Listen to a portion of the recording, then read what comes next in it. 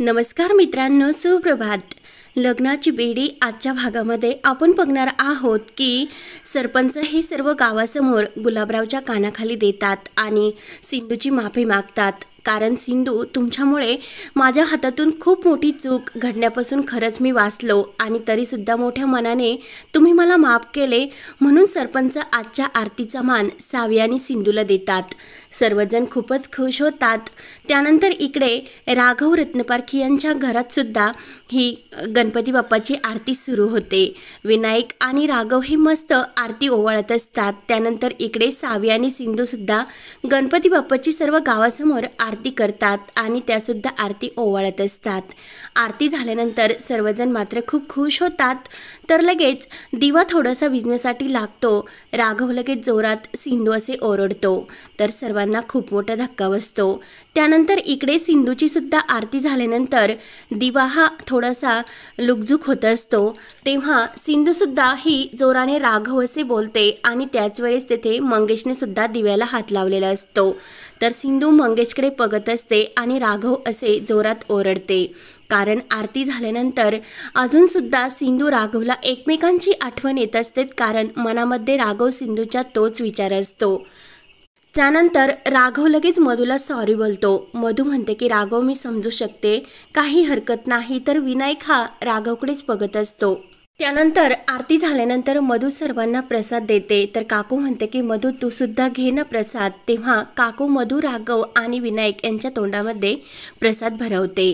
त्यानंतर रेश्मा ही आपल्या मोबाईलमध्येच मग्न असते, तिचे लक्ष मात्र याकडे नसते। त्यानंतर ऋतुजा म्हणत असते की अहो काय, अगोदर या घरामध्ये सिंधूला मान होता आणि त्यानंतर ह्या मधूला, आपल्याला या घरामध्ये थोडीशी सुद्धा किंमत नाही। रेश्माचे मात्र याकडे लक्ष नसते, ती मोबाईलमध्ये कुणाबरोबर तरीही चॅटिंग करत असते।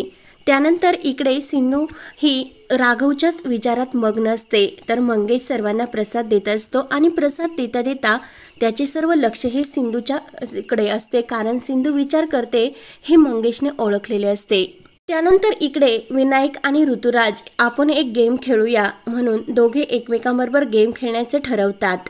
राघव मात्र खुश होऊन त्यांच्याकडेच बघत असतो आणि राजश्रीचे लक्ष राघवकडे असते। त्यानंतर विनायक आणि हे रत्नाकर ऋतुराजकडे गेम खेळण्यासाठी आतमध्ये निघून जातात। त्यावर राजश्री राघवकडे येते, राघवला विचारते की अरे राघव, बाप्पाकडे काय मागितले तू आज? राघव म्हणतो की काय मागणार, मी फक्त विनूसाठी प्रार्थना केली की विनूला लवकरात लवकर या त्रासातून बरे कर, मला लवकरच विनूला इतर मुलांबरोबर खेळताना धावताना बघायचे। राजश्री म्हणते की राघव, हे विनूसाठी मागितले, पण स्वतःसाठी तू बाप्पाकडे काय मागितले? राघव म्हणतो की मी इतर काय मागणार, कारण आपल्या मुलांचा आनंद आपल्यात असतो, हे आई तुला चांगली माहिती आहे, त्यामुळे मी स्वतःसाठी काही न मागता विनूसाठी सर्व मागितले। त्यावर राजश्री राघवला विचारते की राघव, मला एक गोष्ट सांग की तू विनूसाठीच राणीबरोबर लग्न करण्यासाठी तयार झाला ना? तर राघव म्हणतो की आई, मी तुला मागे सुद्धा त्याच प्रश्नाचे उत्तर दिले आणि आत्तासुद्धा तेच सांगतो की सिंधूची जागा माझ्या आयुष्यातील कोणीही घेऊ शकत नाही। तर राजश्री विचारच करत असते। त्यानंतर इकडे सावी ही सिंधूला म्हणते की आई, मी खेळण्यासाठी जाते। तर सावी खेळण्यासाठी निघून जाते। मंगेश सिंधूजवळ येतो आणि सिंधूला म्हणतो की सिंधू, आज गुलाबरावला खरंच तू खूप छान प्रकारे धडा शिकवलास। सिंधू म्हणते की गुलाबरावला धडा शिकवणे योग्यच होते, कारण तो सावीला त्रास देत होता आणि माझ्यापेक्षा जर सावीला त्रास झाला तर मी तो सहन करू शकणार नाही। तर लगेच मंगेश म्हणत असतो की अगं, तू तर त्या गुलाबरावला पुरून उरशील आणि सावीची एकटी काळजी घेण्यासाठी तू समर्थ आहे, पण आयुष्य खूप कठीण असते। एका माणसाने आयुष्याची ही सुरुवात करणे आणि ती शेवट करणे, कारण त्यामध्ये एका साथीदाराची खूप आवश्यकता असते, कारण आयुष्यात खूप असे चढ उतार असतात, त्यामुळे आयुष्यात एका जीवनसाथीची आवश्यकता खूप असते। तर सिंधू म्हणते की अरे मंगेश, सावी आहे ना माझ्यासोबत, त्याची साथ माझ्यासाठी पुरेशी आहे। त्यानंतर इकडे राजश्री सुद्धा राघवला, मी बाप्पाकडे तुझ्यासाठी प्रार्थना केली की तू नवीन आयुष्याला सुरुवात करतो, म्हणून बाप्पा त्याच्या भविष्याचा विचार करून त्याला ते सुख परत मिळून दे आणि तो आनंद सुद्धा। तर राजश्री समजावते, अरे राघव, सिंधू आपल्यासाठी खूप महत्त्वाची होती आणि सिंदूरला विसरणे सुद्धा शक्य नाही. सिंधू माझी सुद्धा लेक होती, पण अरे राणी सुद्धा खूप बदलली. राणीने या घरासाठी आणि आपल्या विनायकसाठी खूप काही केले, आपल्या आयुष्याचा विचार केला नाही. त्यामुळे तू जरा एकदा तिच्याकडे सुद्धा सकारात्मक दृष्टीने बघ. त्यानंतर इकडे मंगेश सिंधूला म्हणतो की अगं राघवला तू अजून विसरलेली नाही, त्यामुळे राघवचे सुद्धा अजून तुझ्यावर प्रेम असेल, तू परत राघवकडे का जात नाही. तर सिंधू म्हणते की तो विषय माझ्यासाठी केव्हाच संपलेला आहे. त्यानंतर इकडे राघव राजश्रीला विचारतो की अगं आई, तू सुद्धा सिंधूला विसरली का?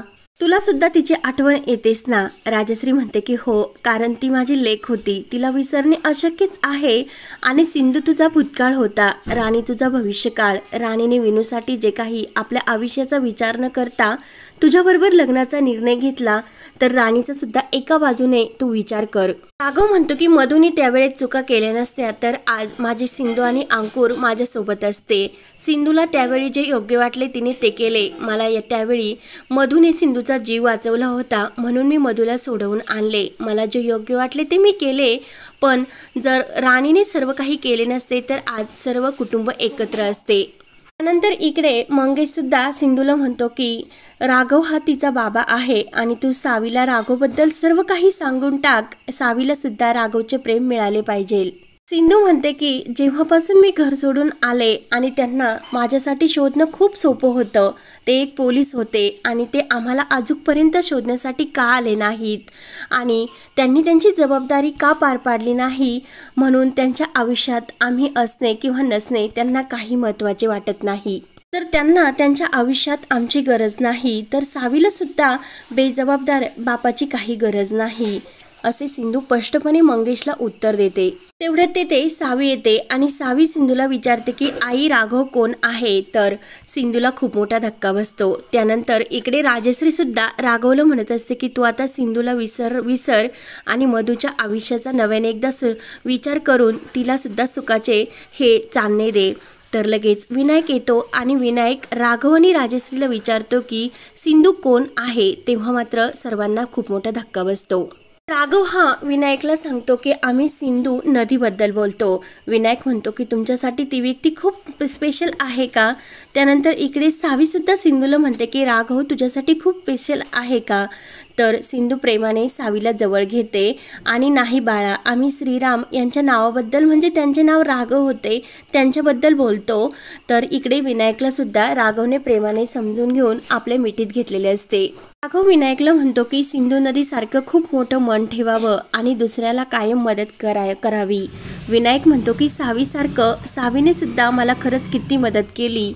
विनायक म्हणतो की नाही, तुम्ही कुणातरी सिंधूबद्दल बोलत होतात आणि ती तुमची स्पेशल फ्रेंड आहे का? इकडे सावी सुद्धा सिंधूला तोच प्रश्न विचारत असते की नाही, तुम्ही कोणीतरी राघवबद्दल बोलत होते. ऋषभ हा रेशमाचे गणपती बाप्पा समोर मस्त फोटो काढत असतो. तर रत्नाकर येतो आणि ऋषभ सर्व फॅमिलीचे विनायक सोबत फोटो काढ असे म्हणतो. तेव्हा लगेच सर्वजण एकत्र उभा राहून विनायक सोबत छान असा मस्त फॅमिलीचा फोटो काढतात. त्यानंतर इकडे सिंधू आणि सावी घरी येतात. सावी सिंधूला विचारते की आई, तुला एक गोष्ट विचारते की विनायकचे बाबा आपल्या गावामध्ये काम करण्यासाठी येतील का? कारण आपल्या गावामध्ये फायटिंग करताना मला त्यांना बघायचे. सिंधू म्हणते की अगं, शहरात त्यांना इतकी मोठी नोकरी असताना ते इकडे गावाकडे काय येतील? तेव्हा सावी म्हणते की ते माझं नक्की ऐकतील आणि नाही ऐकले तर मी त्यांना तुझ्या हातचे मोदक खाण्यासाठी देईल. मागच्या वेळेस त्यांना ते मोदक खूप आवडले होते. त्यावर सावी म्हणते की आई, मला विनायकसारखा एक भाऊ हवा, प्लीज मला तू भाऊ घेऊन ये ना. तर सिंधू म्हणते की अगं, भाऊ कुठे बाजारात मिळत असतं का? तर लगेच सावी काही ऐकत नाही आणि मला भाऊच दे असं म्हणत असते. तर लगेच हा भाग येथे संपतो. पुढील भागामध्ये सावी ही सिंधूला म्हणत असते की आता तू डोळे मीट आणि तू इतकी अस्वस्थ का आहे? डोळे मिटल्यानंतर तुला तुझ्या आवडत्या व्यक्तीची आठवण येईल आणि जी व्यक्ती तुला समोर दिसेल ती व्यक्तीला तुझी खूप गरज आहे असे वाटते. तर सिंधू डोळे मिटते आणि तिला राघवची आठवण होते. त्यानंतर इकडे ऋषभ सर्वांसमोर म्हणत असतो की लग्न मोठ्या थाटामाटात करायचे आणि मोठा लॉन्स हा म्हणजे साजरा करायचा आणि तर लगेच काकू म्हणत असते की हो धूमधडाक्यात हे लग्न साजरे करायचे. तेवढ्यात राघव येतो. राघव म्हणतो की नाही, हे लग्न कोणत्याही धूमधडाक्यात साजरे होणार नाही, कारण मला लग्नच करायचे नाही. तर लगेच सर्वांना खूप मोठा धक्का बसतो आणि मधूला सुद्धा. तर आता पुढे काय काय होत राहणार हे पाहण्यासाठी आपल्या चॅनलला नक्की सबस्क्राईब करत राहा. धन्यवाद.